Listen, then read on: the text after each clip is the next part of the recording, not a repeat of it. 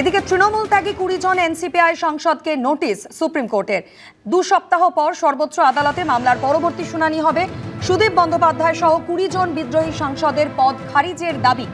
20 জন বিদ্রোহী সাংসদের পদ খারিজের দাবিতে সুপ্রিম কোর্টের দ্বারস্থ হন অভিষেক বন্দ্যোপাধ্যায়।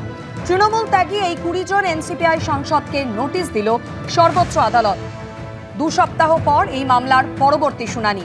আপনাদের মনে থাকবে, রাজ্যে পালা বদলের পরই তৃণমূল ছেড়ে এনসিপিআইতে গিয়েছিলেন এবং এনডিএর শরিক হয়েছিলেন সুদীপ বন্দ্যোপাধ্যায় সহ 20 জন বিদ্রোহী সাংসদ। আর এবার সেই 20 জন এনসিপিআই সাংসদকে নোটিশ দিল সুপ্রিম কোর্ট।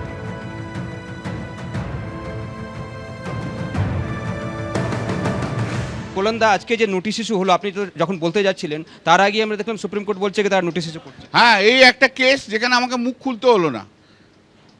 এত ইলিগ্যালিটিস আছে যে সুপ্রিম কোর্টও বুঝে গেছে যে এতে কি হচ্ছে। কারণ সুপ্রিম কোর্ট তো এর আগে ওই সিন্ধের কেসটা শুনছে না, তারপরে এলো টিএমসির কেস।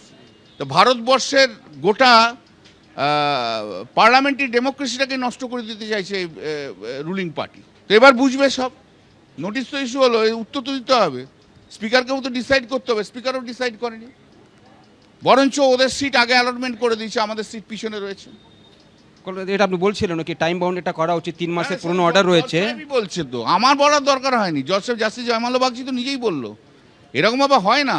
এই পার্লামেন্ট দিয়ে শুরু করলাম, এবার বিধানসভা দেখছি ওদের। বিধানসভা মানে বিধায়কদের ঋতব্রত দেখছি ওদের কোন গ্রুপ জানি না, দেখছি। বড় লোক না, শুভেন্দু চামচাগিরি করবে তো ওদের চামচাগিরি করা ছাড়িয়ে দেবো।